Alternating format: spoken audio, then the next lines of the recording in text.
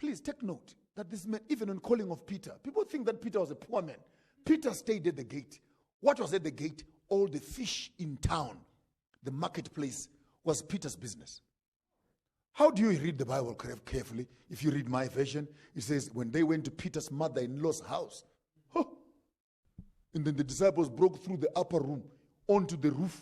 Peter had a double-story house in those days. In those days. This is not a poor man. He might have written bad English and bad Greek and grammar. You may think in terms of sermons, he's a poor, old, cheap man walking on the streets. But if you know your economics very well, people who controlled the city stayed at the gate. And Peter was one of the gatekeepers, for he supplied the fish, which was the staple diet of town. Now imagine a man who is able to put a meal on everyone's table in town. Is that man poor? You didn't hear me, guys. Zacchaeus, the most arrogant, he says, guys, amongst all of you who are here, if I've taken anything from you, I won't give you one. I won't give you two. I won't give you three. I'll pay you. Now, my gents, anizwa lento. Can I use Jobic language? Umuntu wakasaras. Obuya ame in front of you and says, if any one of you guys think that I have robbed you, please bring the receipts of my robbery. And whatever I took away from you, I'll pay you 4 times more than what I took away from you. Ask me how much money this guy had. Ask me how much resource the man had in the whole city of Bethany. I love the Bible. Not even one single sinner who was gossiping behind the door. He is eating with sinners. He is eating with tax collectors. He does not even deserve to be in those houses. But when Zacchaeus came out and says, okay, after gossip, who do I owe? Please come forward. Not even one sinner walked forward. That justifies Zacchaeus' money. He was shrewd the way he collected his money. And he was astute and clever to an extent that not one single person in the city of Bethany could come and claim 1 cent out of what he had made. These were the friends of Yeshua. People who controlled the gates, the economy, the religion, the politics, the legalities, even the chief of prostitutes, the brothels. Oh, come on, guys. Did you hear me? Not once, not twice. We hear he met a woman at the well. We can't explain here for religious reasons. Then we also hear he was a friend of Mary and Martha. Every time he was in Bethany, guess where he was sleeping? We won't say that for the fear of confusing the younger viewers. But he was connected from the uppermost, come on, someone say amen out there, to the guttermost. From those that were in the echelons of power to those that were in the gutter of mischief. How do you come and wash my feet with an alabaster box?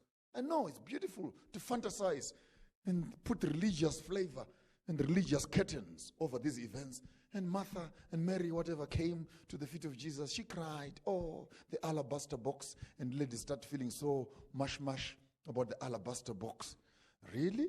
Do you want to know what the alabaster box was all about? The salary, the amount of money that alabaster box costed is equivalent to your annual salary. And in a prostitute, where would you get that money?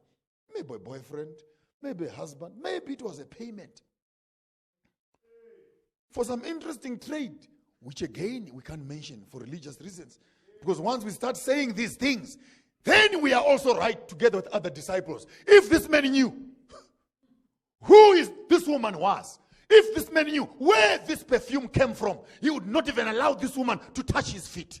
And then Yeshua in his genius says, oh, well, why are you thinking such evil things in your own hearts? Well, little is done. I can see the small smile on your face because he has done little for you. But where much has been done, come on, allow people who have been forgiven more to express more. Those who have been forgiven less, come on, stay in your small corners. But there's no limitation to how much people can express their gratitude to one who has shown it to them. First thing that controls the world is business. Come on, tell neighbor, business. Stop praying. Start thinking business. Stop employment. Start thinking business. Stop buying. Start thinking ownership. Stop spending your money. Start investing in things. Stop buying brands. Own the brands. Didn't you hear me? Create financial muscles. Those who have money, even when they have nothing between their teeth, people listen. Because money is power.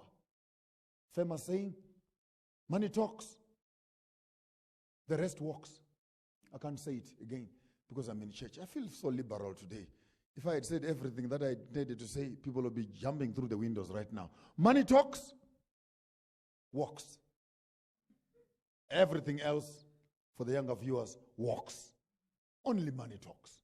A man with money can go. Excuse me. If Motsipe walks in here, we'll all be looking, where was he sit? Do you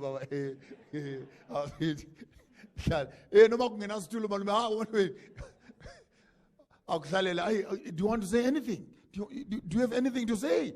Even if a man has nothing, but because you have money, money gives you the voice. And by the way, money is nice. When you have money, money is a spirit. That's another thing again. When money arrives, it arrives with its own instructions of what you must do. Even if you had no trip. Yeah. Isabel, you know what I'm talking about here? Tembani, I feel your pain, my brother. I feel your pain. When money arrives with a ticket, with a taxi, with a car, with a venue. Money wants to go. If you don't know what to do with it, money knows what to do with you.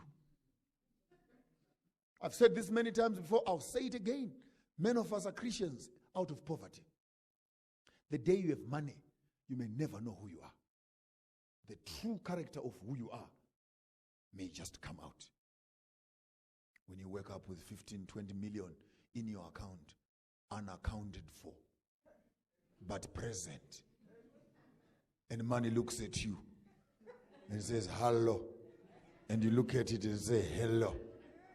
And money says, what do you want? And you say, I want everything. So he says, where do we start? And by when? That person, I'm not lying, by tomorrow morning, there will be 1,500 ideas. Friends will be forgotten. Relatives will be forgotten. A whole new priority of life will be drafted up. Lifestyle will change. Addresses will change. Acquaintances will change. In fact, the story of the prodigal son might just become a reality. You may just move into the far country which you have always dreamt about. Far away from everybody else who talks and gossips about you until your cash is finished. Then you come back. Money is good. Don't trust people who are not frank about money. Money is good. That's why you wake up every morning. We are happy. Siyofuna imali. Usekoli ufuna nisis. So don't lie and say, money is nothing. Nothing. How? Mali makukhulunywa ngemali vula amehlo. Vula indlebe. Money. First question, where is it? Because we are all looking for it also. And don't laugh at those who are making it. Because you are also in the business of making money. If money was nothing, why are you not donating your salary to me? But how mfundis? Imali is nothing. Nice salary change. Go now mfundis with your children and be happy. Hey, immediately money comes. That's why money in the olden days, I love it. Money used to be kept here. You know, here, next to other tools that are slightly just below the material. And the Ubaba used to go like this. And then he goes, then every time he turns around, you know, there's a miracle has happened. But you know, money is attached to when you touch a man's wallet, you are touching a man's Mali is talking about your emotions. Because money is equal. I've seen people chopping each other's heads off. I've seen murder, I've seen crime. Prison, half of prison is full. Half of prison is full. A third of the graveyards are full because of issues. First thing that runs the world is money. How is the colonial system built? It is built firstly on money. I said I'm the good shepherd. If he's the good shepherd, then he must lead us to green pastures.